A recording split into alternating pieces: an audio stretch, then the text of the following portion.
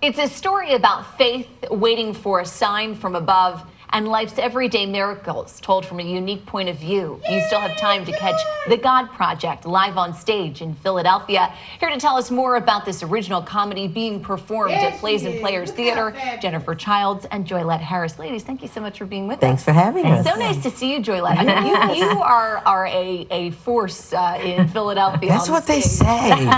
So you are a frequent guest. We'll get to you in just a moment. But first, Jennifer, talk to us about this play. You wrote it.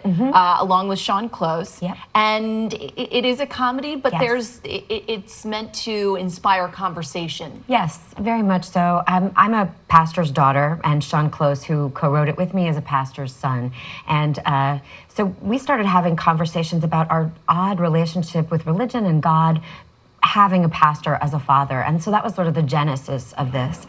And so it's these two characters. They're kind of an odd couple. She's very pro-religion, he's very anti, working together with a divine being, unbeknownst to them, in our presence.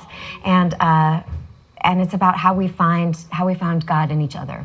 Joylette, tell us more about your character. Who do you play? My character, God, whom I've renamed El Shaddai, the female essence of God, is ever present in this big box store and leading them and guiding them and asking questions of them that they need to answer. I'm not going to answer the questions. I'm not going to tell them exactly what to do, but then they're always aware, they become aware of how present God is in their space and in their lives. The big box store, of course, is where these two main characters who are a son and a daughter of pastors like you and your co-writer work. And so that's interesting to think about religion as part of the topic of conversation in your workplace, because it can be a very controversial thing and something that people in 2019 tend to stay away from. Very much so. And I think we find great comedy in that, in one character's being like, well, this is what you talk about, and the other one going like, no, this is a place of business. And the idea of working in this store where you have to put together things on your own and where you have instructions that don't often make sense, things are big and confusing, and when you put them together, they don't often look like what you expected. That felt very right for this story about trying to follow in a faith-based way. And location. The big box store, the navigating through the shelves and the different items that you have to come across and finding what you're looking for, not necessarily where you're looking for it at, but following that path. It is so, the similarities and the thought, I always say the double entendres and the thought-provoking messages in the story. People, especially church folks, you'll get it. A metaphor for your journey to find faith and meaning, etc. What do you hope people take away from this?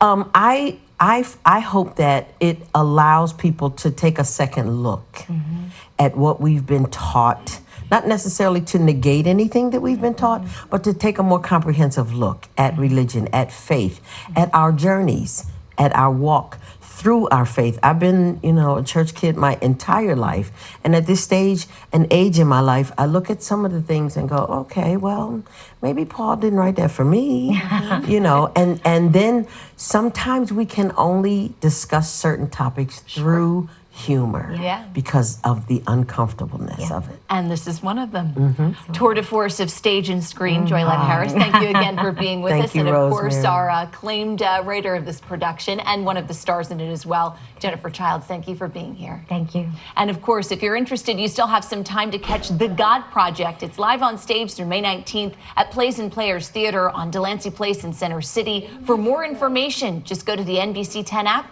and look for Find It on 10.